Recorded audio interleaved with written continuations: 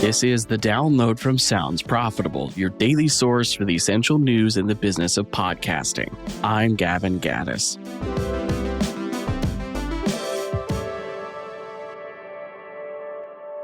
Here's what you need to know for today, Thursday, October 16th.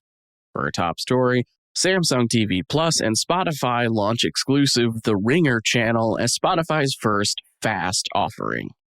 The Spotify plot thickens. Days after the announcement that select Spotify studios and the Ringer video podcast would be heading to Netflix in early 2026, Samsung is getting in on the action. Spotify's first ever free ad-supported streaming TV channel, FAST, will be a collection of video podcasts from Bill Simmons' The Ringer Network on Samsung TV Plus.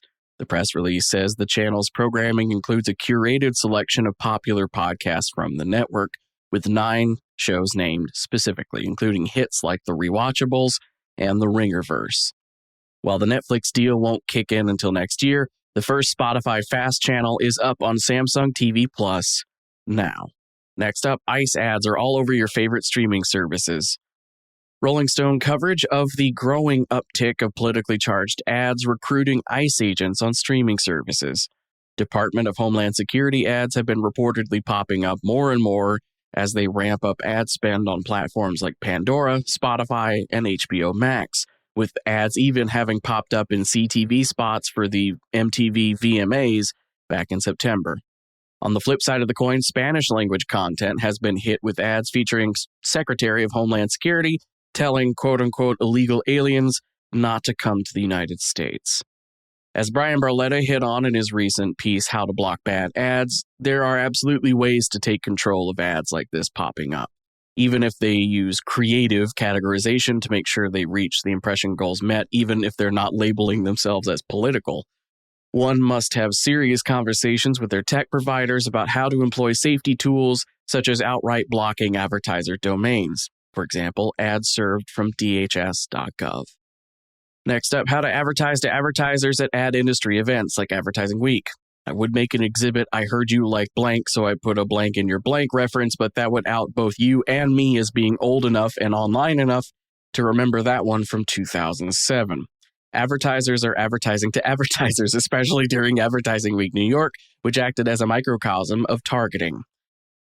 Article writer McNally reports nearly every digital out-of-home screen in bus stops, subway stations, and digital billboards in the Penn Station area were running ads meant specifically for those working in the advertising industry who were attending the event, not the millions of normal people strolling by on a casual NYC day. Usually, B2B business ads focus on, B2B business would be 3 businesses. Regardless of how many businesses, they focus on social and highly targeted CTV spots, usually making sure they get in front of the person they want to get in front of. But events like Advertising Week New York serve as a reminder that there's plenty of other ways to get your brand in front of the right person at another company. To which I humbly suggest that B2B podcasts are an excellent and evergreen way of doing that. Next up, local podcasting is worth the ad spend. This is an op-ed speaking to the observed trend of brands in the South African podcasting scene trying to grow by emulating the U.S. podcast scene. Author-writer Paulo Diaz argues that the two ecosystems are different, with the U.S. podcasting scene being so sizable and spread out in comparison to the fledgling one in South Africa. Instead of brands expecting to buy into the Joe Rogan experience but South African and get a bazillion impressions, local brands should shift their mindset to considering what they could do to grow both their business and local creators at the same time. A key part of what has made podcasting a global phenomenon is its ability to be hyper niche. Sponsoring a handful of smaller podcasts with very specific and engaged audiences relevant to your brand has a much more powerful impact than making one buy on a gigantic broad appeal show. It's been a constant of advertising since the beginning. In the 90s on TV, power tool companies weren't dumping all their money into a single primetime TV spot to hopefully catch the few dads watching Dateline. They would put all of their money into the New Yankee Workshop and exclusively hit their target audience of dads wanting to buy power tools. And for our final top story, Signal Awards crowned 2025 winners honoring the podcasts and creators defining culture.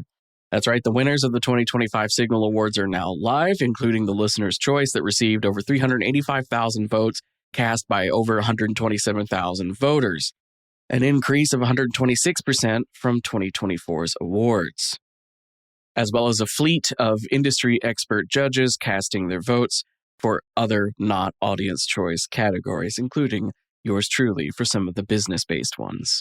As for the rest of the news, the Podglomerate is hosting a free virtual panel on November 12th at 1 p.m. Eastern Standard Time, featuring experts from Bloomberg Podcast, Magellan AI, Triton Digital, and the IAB, who will gather to discuss what creators, marketers, and advertisers need to know for 2026. MediaStream management consultant Angelica Potes has a new video in which her and Brian Barletta discuss MediaStream's media distribution capabilities for podcasters. Audio Boom has posted their Q3 financial report, including a $1.2 million profit in Q3 that represents an 18% year-over-year increase. Lower Street has debuted their new video podcast production service with a cow-themed video ad encouraging brands to milk YouTube for reach and results. The Podcast Business Journal has a new interview with Roxcode's founder Flightcast. Former Spotify and ARN executive Kai Badaglene has launched creator representation house and media publisher Jetpack Media. And The Verge has launched ad-free versions of their podcasts for paying subscribers using feeds powered by supporting cast.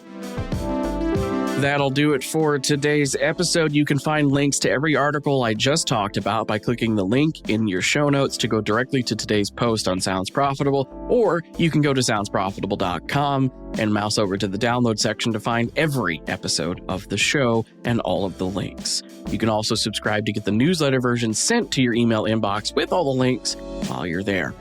The download is written and produced by myself, Tom Webster, and Brian Barletta. For Sounds Profitable, I'm Gavin Gaddis, and I'll see you tomorrow morning for the download recap.